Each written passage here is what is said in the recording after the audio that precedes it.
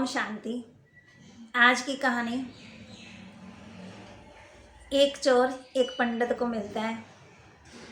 पंडित रोज कथा करता है, तो रोज कथा करने के बाद वह घर आता है तो चोर रोज उसको रोज देखता है।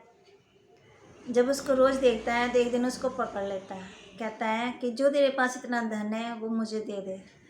वो कहता है कि मेरे पास इतना धन नहीं, जितना मुझे मिलता है उतना मैं खा लेता हूँ, मेरा गुजारा हो जाता है, मेरे पास इतनी जमा पूंजी नहीं है जो मैं आपको दे सकूँ। चोर नहीं मानता है, वो कहता है मैं तुझे जाने नहीं दूंगा। वो रास्ता रोक लेता है। फिर वो कहता है कि कल मैंने ना किसी सेठ के घर में कथा करने के लिए जाना है, तू भी वहाँ आ जाना और मैं कथा करूँगा और आप चोरी कर लेना। तो चोर मान जाता है।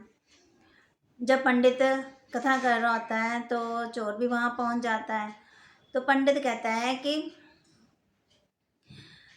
वृंदावन में कृष्ण कान्हा नाम का एक लड़का है, वो उसके पास बहुत ज़्यादा जेवर है, वो जेवर पहने होता है। वो शाम को आता है और झाड़ियों के पास खेलता है।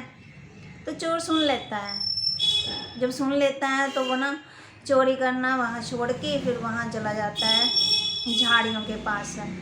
तो घर जाता है, कहता है ऐसे मैंने कान्हा नाम के लड़के को, छोटे से बालक को मैंने लूटना है, मुझे थोड़ा सा खाना दे देना। तो वो साथ में सत्तू दे देती है। कहती है यही सत्तू है हमारे पास, तो पानी ले जाओ साथ में।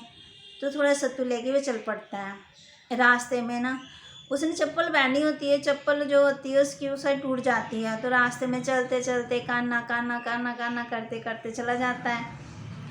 तो फिर पैर भी जख्मी हो जाते हैं और जैसे जा रहा है फिर उसके मन में आता है, उस स्थान पर पहुंच जाता है। उसके मन में आता है कि कहीं कान्हा मुझे, वो छोटा सा बालिक है, मुझे देख के डर के छुप ना जाए। वो ना झाड़ियों के पीछे छुप जाता है। जब झाड़ियों के पीछे छुपता है तो झाड़ियों में बहुत सारे कांटे होते हैं।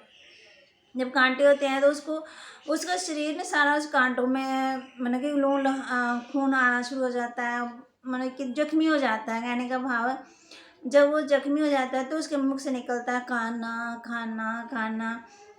तो ना जैसे देखो कहते हैं भगवान सबकी सुनता है, तो जैसे वो कान्हा ना आने के लिए तैयार हो जाता है।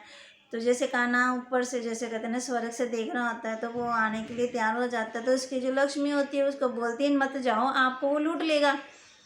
तो कहते हैं ऐसे भक्त के लिए मैं लूटने के लिए भी तैयार हूँ। तो वो चल पड़ता है। ऐसे कान्हा आ जाता है तो कान्हा को देखता है चोर। तो जब देखता है तो उसको कहता है तेरे कारण मुझे बहुत सारा दुख उठाना पड़ा है ना। अब उसको ना चाकू दिखाता है कान्हा को, छोटे से कान्हा को ना। तो जब चाकू दिखाता है तो कहता है जो भी तेरे पास जेवर है ना वो मुझे दे दे।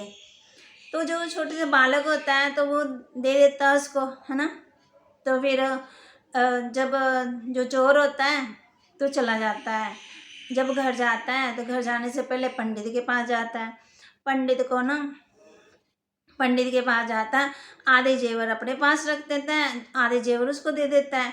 तो पंडित कहता है ये क्या है? कहता है आपके कारण तो मुझे सफलता मिली, आपने जो मुझे बताया था वहाँ पे मैं गया चोरी करने के लिए और मुझे इतने सारे जेवर मिले, आधा हक आपका है।